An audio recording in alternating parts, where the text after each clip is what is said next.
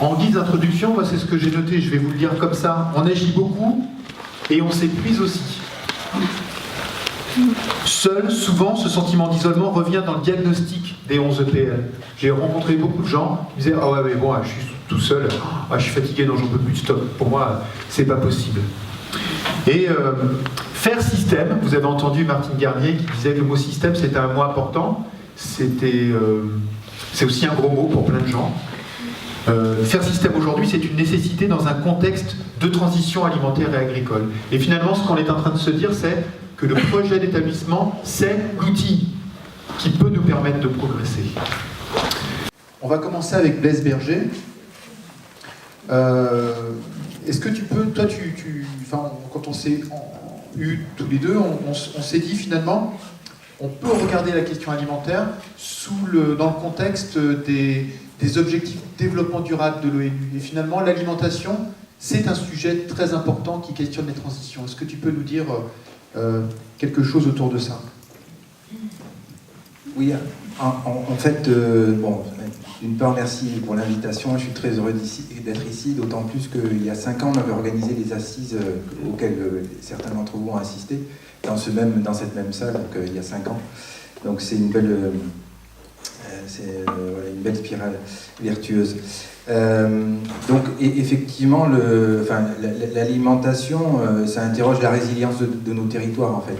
La résilience, on va être confronté parce que c'est la capacité à absorber des chocs, à résister aux chocs, hein, la résilience, je la traduis un peu comme ça.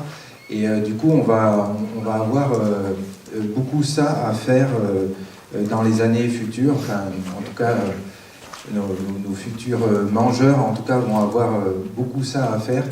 Et donc, la question de la résilience, en fait, on la travaille depuis une trentaine d'années dans les CIVAM de Bretagne, notamment par l'approche systémique, en fait, par l'approche au système, et donc notamment par la pratique, en fait. Il faut ancrer les choses dans la pratique, il faut valoriser la pratique par rapport à ça. Et en fait, pourquoi l'alimentation, en fait, quand on a parlé, ça c'est dans l'actualité, on a parlé de la biodiversité, hein, le fameux rapport là, qui est paru il y a quelques semaines. Et du coup, une des premières propositions qui a été faite, c'est il faut regarder ce qu'on a dans notre assiette. L'assiette est un élément levier, en fait. C'est dans l'assiette qu'on peut déjà, très vite, les uns les autres, on est tous mangeurs, agir par rapport à la biodiversité, en fait, avoir des éléments par rapport à la biodiversité. Et le deuxième élément, pourquoi l'alimentation répond à un enjeu important aussi, c'est par rapport au réchauffement climatique. L'assiette représente à peu près 30% des émissions de gaz à effet de serre, et dont la moitié de ces 30%, c'est représenté par la production, hein, un peu plus de la moitié. Et donc on peut avoir une contribution très forte au réchauffement à la lutte contre le réchauffement climatique à travers notre assiette. Et donc ça commence concrètement, ça peut se mettre en place, et c'est ce qu'on a fait dans le cadre du projet Atlas, qui veut dire Action territoriale pour une alimentation soutenable et solidaire. C'est de dire, le creuset de tout ça, c'est le territoire, en fait. C'est dans le territoire qu'on va pouvoir agir et qu'on va pouvoir faire, en fait, exprimer cette résilience. À une échelle planétaire, ça va être très difficile, mais à une échelle du territoire, où on peut se rencontrer les uns les autres, hein, ça c'est très, très important, on va pouvoir exprimer et faire et rentrer en pratique pour cette résilience. Et l'établissement, finalement, l'établissement agricole est un peu dans la même situation, quoi. C'est s'il veut participer à cette résilience, à l'alimentation en tant que levier par rapport à la résilience, il peut le faire en son sein et participer en interaction avec les autres acteurs du territoire pour aller vers cette résilience. Donc voilà, moi c'était un peu ça que je voulais dire, et c'est d'autant plus important, l'établissement agricole, que c'est un lieu d'apprentissage, et résister au choc, c'est la génération d'après qui va vraiment le vivre. Nous on fait des balbutiements, on fait des trucs, des machins, on bricole, grosso modo on bricole, on n'a pas encore trouvé des solutions, et donc l'apprentissage de ça va être fondamental. Et toi, tu nous dis, tu m'as dit, je veux bien qu'on le partage, que cela préfigure un rôle nouveau pour les EPL, pour les lycées agricoles. Ouais, enfin, disons que les EPL ont un rôle, peut-être dans la définition de ce qu'est l'alimentation durable, en fait, une contribution. On va avoir la loi Egalim qui va nous obliger, nous inciter très fortement, et donc puisque c'est dans la loi, à mettre 50% d'aliments durables dans nos assiettes. Qu'est-ce que c'est l'alimentation durable? Donc du coup, un rôle dans la définition, dans la réflexion de ce qu'est un aliment durable, et le partager aussi. On parlait du rôle des enfants, des élèves, en fait, qui eux aussi ont leur avis. Et donc c'est aussi une contribution, une co-construction de cette définition. Et le ministère, je pense, en sera très content d'avoir cette contribution. Il y a aussi donc un rôle par rapport à la formation des professionnels de demain de l'alimentation. Actuellement, on a par exemple sur l'emploi, en fait, il y a un enjeu très fort sur l'emploi. On a des unités, et c'est un des gros bastions, on a des unités d'une dizaine de personnes, en fait, des GAEC de transformation, qui ont, depuis une quarantaine d'années, monté un petit peu en structuration et sont passés, par exemple, de 4 à 10 emplois maintenant. Donc on a beaucoup de GAEC, d'organisations collectives qui sont comme ça. Et du coup, elles ont trouvé une certaine stabilité dans leur façon de faire. Elles ont trouvé leur modèle économique, comme on dit. Et là, elles sont plus à essaimer ça. Et donc, pour recevoir cet essaimage, en fait, il faut avoir des gens formés pour recevoir cet essaimage. Et notamment avoir des compétences socio-économiques sur comment on fait vivre un collectif, comment on fait de la gestion. On n'est plus dans un champ de compétences techniques, ou pas seulement en tout cas. La compétence technique, on sait faire depuis des années et des années. Mais comment on fait collectif? Comment, par exemple, on fait un règlement? Est-ce qu'on fait un règlement intérieur? Ou est-ce qu'on se dit les choses? Ah ouais, on est une bande de copains, parce que ça part souvent de ça. Ouais, tout ira bien, etc. Et puis on s'investit beaucoup, et au bout de 8 ans ou 10 ans, ça clash. Et on n'a pas compris pourquoi. Une formation et des compétences socio-économiques permettraient à des gens, à des futurs membres de collectifs, de dire il faut s'outiller, et par exemple, il faut tout de suite faire un règlement intérieur avec des items qui sont obligatoires, et on a bossé ça au niveau de l'établissement agricole. D'accord, donc développer de nouvelles compétences, développer peut-être de nouvelles formations, ça c'est ce que tu dis. On avait prévu de parler de l'expérience de Beaufort Communauté, de l'expérience repas, mais je te propose qu'on écoute un peu les autres et je reviendrai vers toi. Robert Chazelle. On s'est dit tous les deux que peut-être il était important de donner à tout le monde une idée de ce que c'est que l'ADT, parce que c'est pas clair pour tout le monde peut-être cette histoire. Alors est-ce qu'on peut commencer par ça? Oui. Allons-y. Je suis un peu frustré parce que ce matin on a parlé d'animation et il se trouve que la deuxième mission des EFPA, c'est là que se trouve la différence. Je pourrais expliquer si vous voulez. Donc, dans les EFPA, c'est trop tard, il y a des élèves mais il y a aussi d'autres apprenants. Il faut aussi savoir regarder ce qu'ils font et peut-être ce qu'ils peuvent nous apporter. Et en plus, regardez à côté, c'est pas naturel, ça se construit, donc comme on vient d'en parler, je ne vais pas m'étaler là-dessus, ADT. Donc on pourrait dire DAT, parce que animer, c'est animation et développement du territoire, ça fait quand même 15 ans, au 2005 sur les territoires.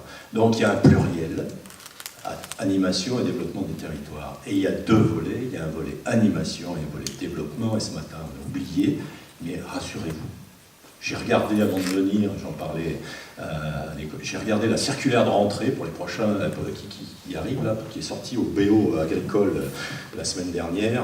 On parle d'animation et on a mis à côté la mission développement, expérimentation, innovation des exploitations. Ça me va, mais la mission ADT, elle est tellement englobante qu'il faudrait bien comprendre quand même un jour, au bout de 15 ans, c'est la loi de 2005, je regardais en plus, participer à l'animation et au développement des territoires. C'est spécifique au ministère de l'Agriculture, ça appartient à nos EPL, EFPA, alors faisons-la vivre. Alors peut-être que la boîte à outils pourra en parler tout à l'heure. Alors, et pour finir, je ne suis pas du tout un inspecteur pédagogique, comme il était dit ce matin. Je ne sais pas faire, c'est votre métier, c'est pas le mien, même si ça l'a été à l'époque. Je m'occupe plutôt de ce qui est le fonctionnement général des établissements, des équipes de direction. Et dans ce dont on a parlé ce matin, il y a beaucoup de management, de comment on fait. Quand on dit construire de la confiance, c'est vraiment du management. Ça veut dire que s'il n'y a pas quelqu'un qui, à un moment donné, cristallise, on dirait en chimie, ou qui fait qu'on catalyse, si on veut. Ouais. En gros, que ça précipite, il y a une part de responsabilité des équipes de direction. Et justement, par rapport à ça, vous nous dites, on est passé d'un système qui était simple à un système complexe. On passe de la recette au système. Est-ce que vous pouvez nous expliquer cette bascule-là? Parce qu'on se confronte à ça au quotidien, finalement. Deux notions. Oui, si je regarde les fermes-écoles, on va partir de relativement loin, 1848, premier décret. Bon, ferme-école, ça veut dire que l'enseignement agricole, il vient d'une pédagogie qui est systémique, qui au départ n'est pas... Mais à un moment donné, on a répondu par la recette. C'est-à-dire que le développement agricole, alors on va loin, hein, les années 65, etc., de 65, 70, 80, c'est pas compliqué, ni d'enseigner, ni de fonctionner. On avait des notions de recettes. On a admis la complexité parce qu'il y a un faisceau de facteurs qui font qu'on obtienne un résultat. Donc, la deuxième notion que je voudrais faire passer, mais je développerai si besoin est, c'est que c'est pas parce que c'est complexe que c'est forcément compliqué. Parce que la complexité, on l'avait de manière empirique. Je disais, les acteurs de terrain, les agriculteurs, les producteurs, les horticulteurs, ils connaissaient, ils avaient de manière empirique capitalisé des choses, à tel point qu'aujourd'hui, on s'aperçoit au niveau de la recherche, et en particulier de l'INRA pour nous, ils prennent en compte ces dimensions-là. C'est-à-dire que celui qui fait et qui refait, et qui au fil du temps continue à faire, il s'aperçoit qu'il tire des leçons de ce qu'il fait. Et il réoriente ses process, il admet des choses. Donc, de manière simple, il n'y a rien de nouveau sur le soleil, simplement qu'on essaye de comprendre des choses qui font système, qui sont complexes, qui font intervenir, qui sont multifactorielles. Le projet repas dont on va parler tout à l'heure blesse exactement ça. Nous on se dit que l'outil projet d'établissement, la phase d'écriture, c'est justement une étape à cette complexité. Comment le projet d'établissement, il peut nous permettre aux uns aux autres là d'aller, de progresser. On se dit l'année prochaine, notre point de progression, c'est d'outiller ça en allant vers le projet d'établissement. Pourquoi c'est important?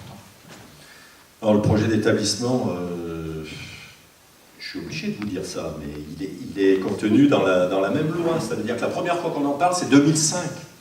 2005. C'est une obligation. Mais j'ai horreur des exercices de style imposé.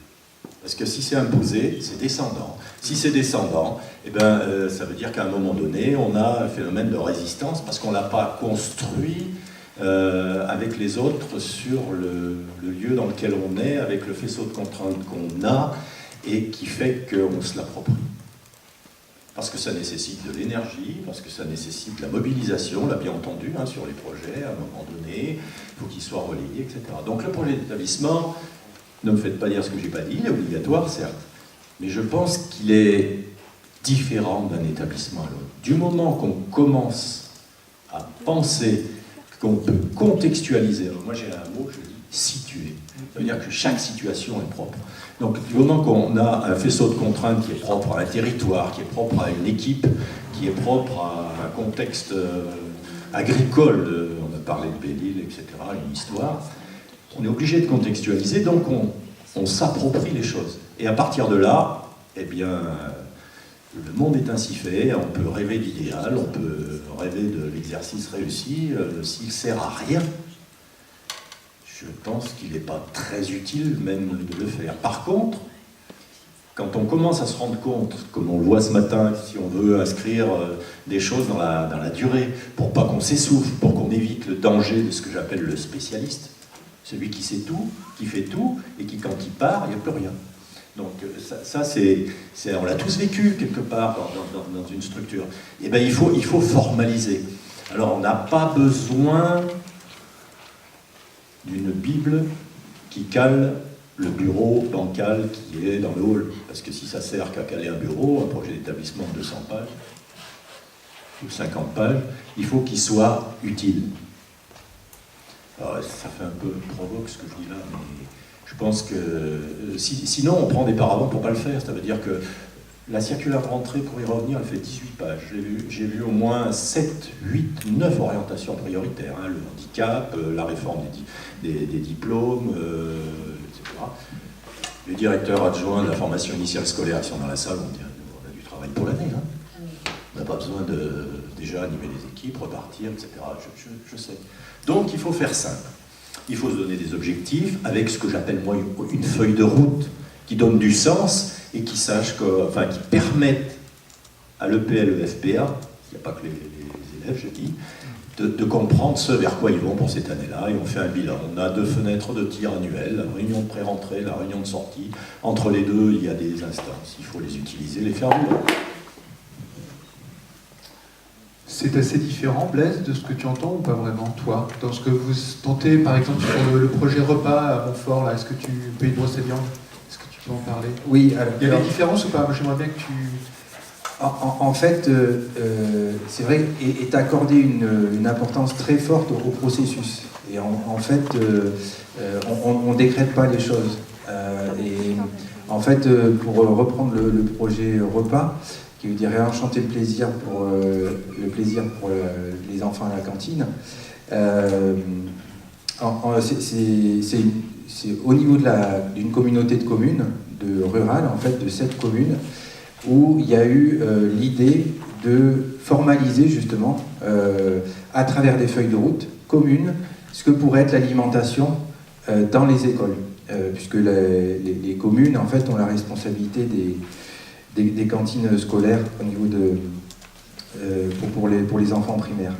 Et donc du coup c'est vraiment ça qui se sont mis en tête, et donc ils ont mis en processus, ils ont partagé la méthode au niveau de la communauté de communes, et donc il y a eu des animations là-dessus, mais la mise en œuvre s'est fait typiquement sur, chaque commune finalement a associé les parents d'élèves, donc il y a eu un noyau dur, il y a eu un socle commun qui s'est mis en œuvre, et après on a associé les parents d'élèves, l'équipe pédagogique, donc il y a eu des formalisations, des formules un peu différentes par rapport à la mise en place de la feuille de route. C'est bien ce que dit Robert Mais Chazelle, oui, les tout à choses fait. ne sont pas figées.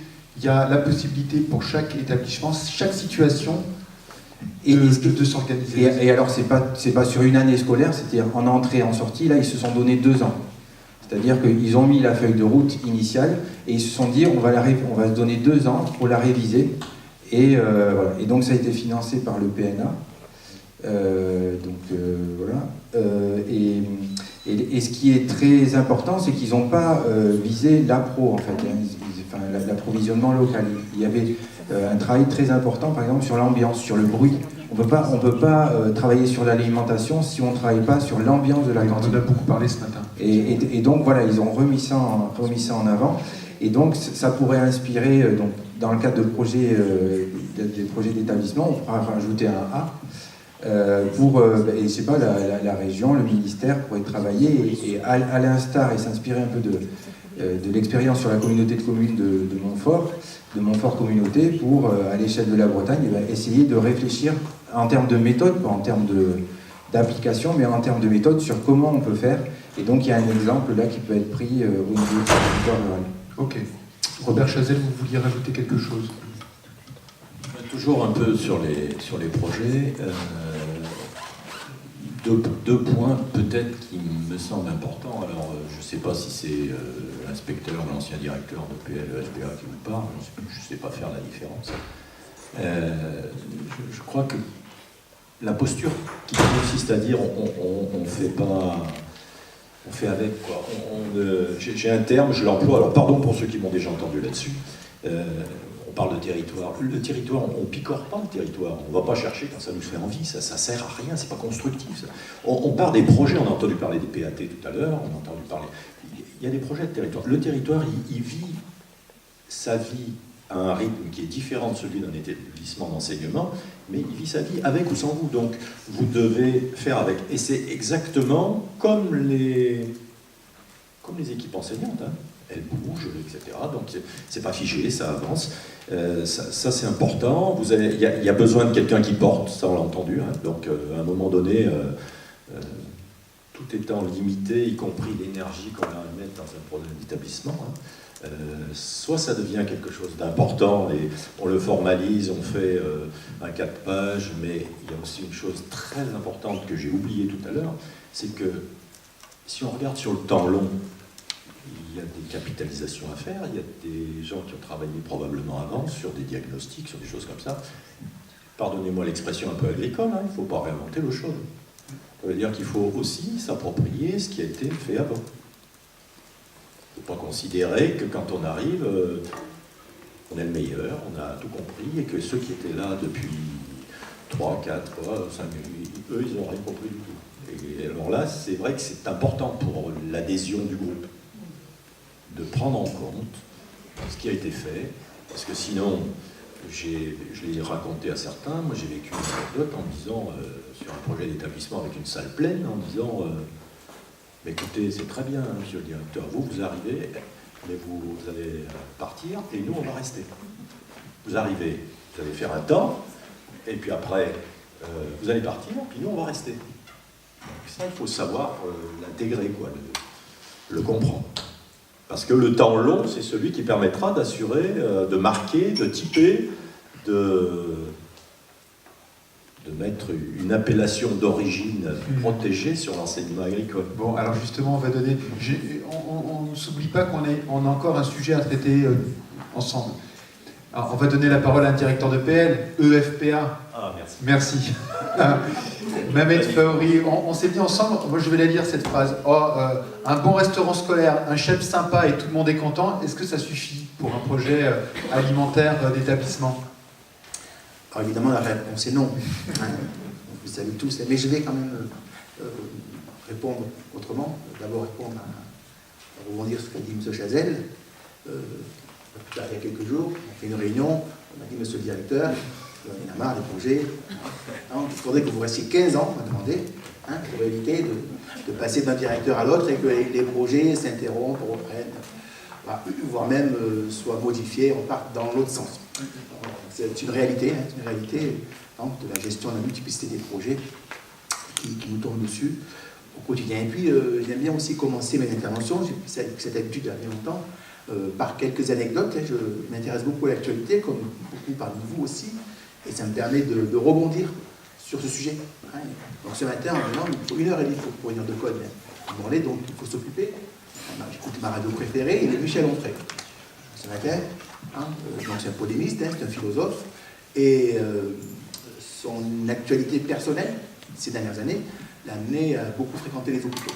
Quand ça peut arriver, à certains moments, donc, les échanges avec les médecins, les spécialistes, sont en train de constater aujourd'hui que les maladies, quand on parle aujourd'hui de Parkinson, Alzheimer et d'autres, ça commence à se vérifier, ont peut-être aussi une incidence liée à l'alimentation.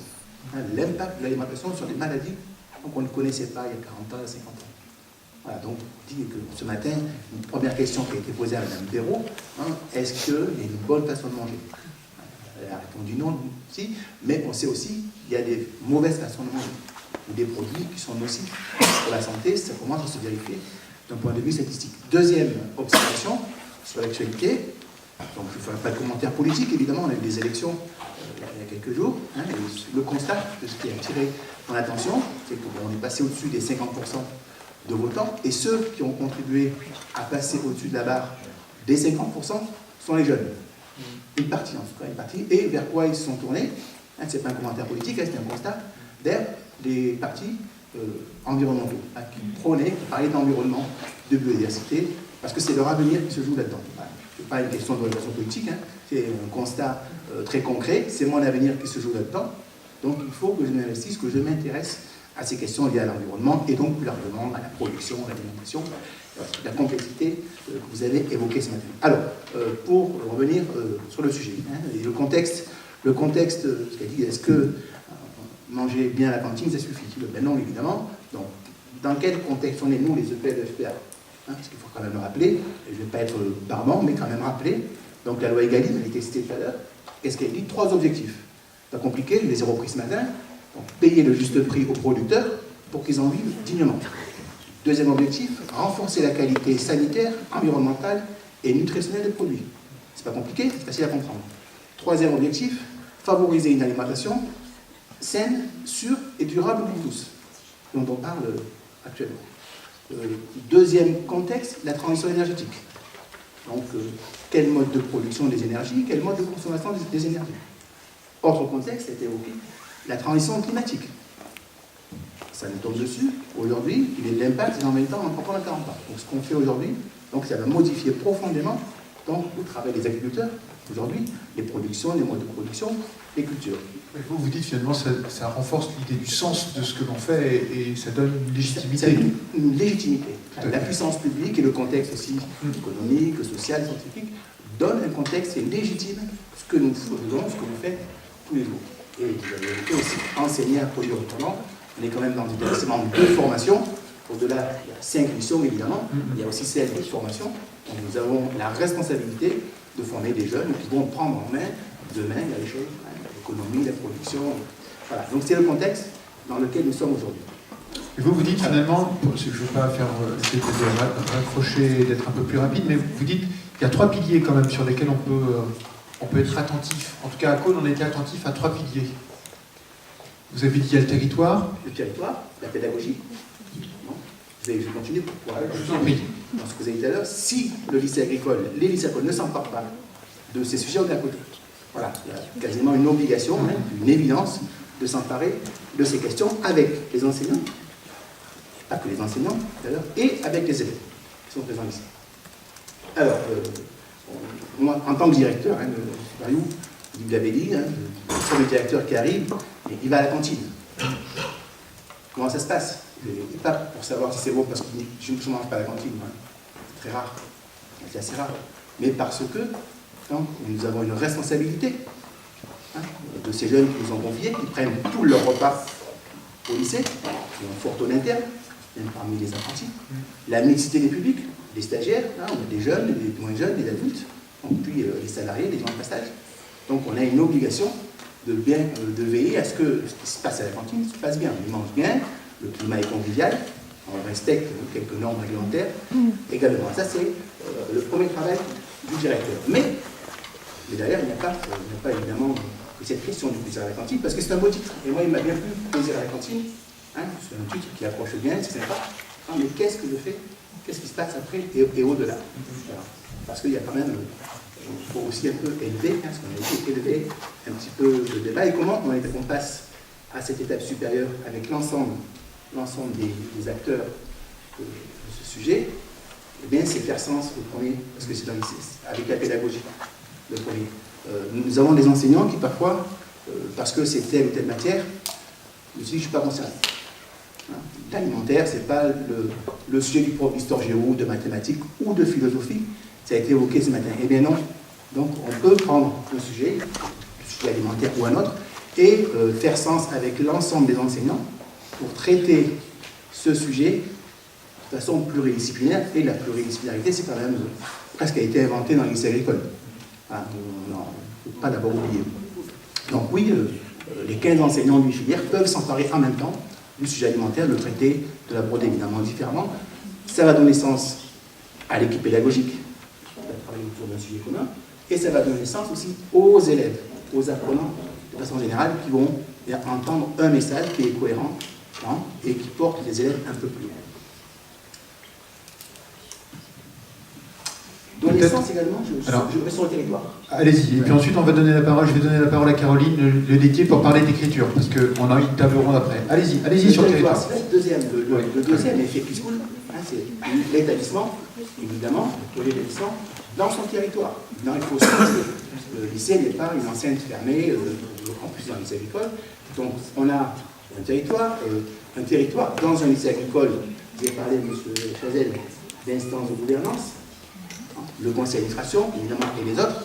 Et nous avons la chance, en particulier à Cône, et dans d'autres lycées, où le conseil d'administration, nous avons des acteurs qui sont présents. La profession est présente, les collectifs sont présents, donc les gens, ils sont présents. Voilà, les syndicats, les organisations, ils sont vraiment présents à Cône, et c'est une chance unique que nous avons, parce que nous faisons valider avec eux les choses. On présente sur des sujets importants, le projet alimentaire, on peut en parler. Donc, il a été validé en conseil d'administration auprès notamment de la profession agricole, hein, qui a validé avec nous ces orientations. Donc le territoire, évidemment, l'agglomération, hein, qui traite aussi des questions alimentaires avec le projet alimentaire territorial, hein, les professionnels, je l'ai indiqué. On reviendra tout à l'heure, oui, bien sûr. En fait, en tout cas, ce qu'on a partagé avec Caroline pour préparer cette rencontre, c'est de dire que tout ça, ça n'a pas de sens si à un moment donné on ne le formalise pas et on ne l'écrit pas. Est-ce que Caroline, tu peux expliquer un peu l'idée de ça? Je vous pose une question, je ne vous demande pas de répondre. Avez-vous écrit tout ce que vous avez raconté ce matin? Pourquoi c'est important d'écrire? Avant de répondre à cette question, je vais faire comme ces messieurs. Faites toujours comme vous voulez. Prendre un petit détour pour dire à quel point je suis ravie de la tournure que prennent les réflexions autour de l'alimentation. Et je vous le dis en connaissance d'un passé que les moins de beaucoup ne pourront pas connaître, jusqu'à il y a assez longtemps, en tout cas il y a 20 ans, je pilotais un service d'inspection de la chaîne alimentaire, puisque je suis vétérinaire inspecteur. Et les questions autour de la restauration collective, qu'à l'époque j'inspectais ou je me faisais inspecter, c'était plus autour de la prévention des toxi-infections alimentaires collectives qu'autour de plaisir à la cantine. Et donc j'ai constaté avec bonheur, en arrivant dans les lycées agricoles, je me suis bien gardée d'en parler à quiconque, hein, de ce passé de contrôle de la chaîne alimentaire. Je crois que même Ludovic ne savait pas très bien ceci. Ah, quand même. Bref. Pas trop de digression, s'il vous plaît, madame. Allez, continue. Et donc, je suis ravie qu'aujourd'hui, on soit sur des questions de plaisir autour de l'alimentation et des questions collectives autour de l'alimentation, parce que moi, je constatais à l'époque que vraiment, les responsables de cantine étaient extrêmement solitaires, et surtout quand il y avait une toxi-infection alimentaire collective. Ils se retrouvaient vraiment au premier plan et à devoir ramer tout seul. Voilà. Donc je me permets de féliciter du coup tous les collègues qui travaillent dans les cantines, parce que je pense que c'est leur action, leur travail, leur formation, leurs efforts permanents qui font qu'aujourd'hui, c'est devenu même plus la peine d'en parler, de cette question de la qualité sanitaire, puisque c'est le BABA et que tout va très très bien dans ce Mais alors, pourquoi écrire? Alors, pourquoi écrire? Je pense qu'il y a beaucoup de choses qui ont déjà été dites à ce sujet. Pourquoi écrire? Déjà pour écrire collectivement. Là encore, je suis désolée, hein, je suis suffisamment âgée pour avoir vécu des choses et avoir envie d'en parler. J'ai été dans un établissement d'enseignement supérieur, j'étais responsable de la mission qualité avec une collègue, ou co-responsable. On avait l'habitude de dire aux collègues, quand on a rédigé le système qualité d'établissement, qui a d'ailleurs été certifié, on avait l'habitude de dire le chemin compte au moins autant que le résultat. Et ce qui compte dans l'écriture, c'est pas l'écriture pour l'écriture, hein, je ne reprendrai pas les paroles de M. Chazelle sur le fait de caler une table, mais je le crois profondément. Ce qui compte, c'est pas ce qu'on produit comme résultat écrit. C'est important ce qu'il y a dedans, bien entendu, le fond est très important, la forme un peu moins, mais ce qui compte, c'est surtout de l'avoir rédigé collectivement. C'est-à-dire, si on a l'habitude aussi de se le dire avec mon directeur, on pourrait parfaitement se mettre tous les deux à un bureau et puis rédiger un projet d'établissement, et n'importe lequel d'entre les collègues pourrait faire pareil, hein, mais ça n'aurait rigoureusement aucun intérêt. Donc il est important d'écrire collectivement. Il est important d'écrire aussi parce que le fait de réfléchir collectivement à ce qu'on va écrire permet finalement de se poser des questions de fond. Parce que les termes ont leur importance.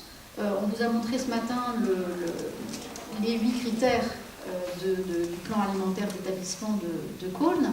Je pense que chacun des termes, moi j'étais pas là lors de sa rédaction, mais je pense que chacun des termes a été longuement discuté pour qu'il y ait un sens et un sens partagé. Donc écrire, c'est déjà chercher un sens partagé pour les différents éléments du projet. Écrire, c'est aussi pérenniser. Donc partager d'un côté, pérenniser de l'autre. On nous dit, et moi a fortiori, parce que je m'en vais après un an seulement, on nous dit, bah oui, vous êtes gentils, vos projets, on écrit, puis on n'écrit pas, enfin bref, on en parle, Et puis après, vous partez, et puis il reste rien, et on recommence une nouvelle chose avec quelqu'un d'autre. Donc, écrire, c'est garder une trace, et c'est se projeter. Et la personne qui arrive, elle prend en cours de route ce qui a été démarré, et elle continue ce qui a été démarré. Et elle le continue d'autant plus facilement que le projet a un sens partagé par la communauté, et d'autant plus facilement aussi que le projet intègre des actions programmées dont on a aussi programmé l'évaluation. Et ça, c'est la dernière chose sur laquelle je voulais insister, c'est que écrire, c'est aussi écrire ce qu'on va faire. C'est écrire ce qu'on a fait, écrire ce qu'on voudrait faire, donc les grands axes, les grands objectifs, mais c'est aussi écrire des actions concrètes, et c'est aussi se dire, ces actions, comment je vais les évaluer, comment je vais vérifier que les actions que j'ai mises en place, elles ont servi à l'objectif que j'avais fixé initialement. Et ça, c'est très important, et je pense que c'est une petite façon de répondre à l'épuisement, parce que ça permet de capitaliser aussi la satisfaction d'avoir atteint un objectif. Il n'est pas forcément ultra ambitieux, l'objectif d'une action. Il peut être très, très réduit, l'objectif. Et aller d'objectif réduit en objectif réduit, finalement, c'est travailler pour un objectif plus ambitieux. L'exemple de ce matin, moi j'ai été marqué par l'exemple de Châteaulin, avec cette idée de circularité. Finalement, cet objectif-là, il peut se décliner sur plein de sujets différents. Et on voit bien que ça fait sens. Merci à vous quatre.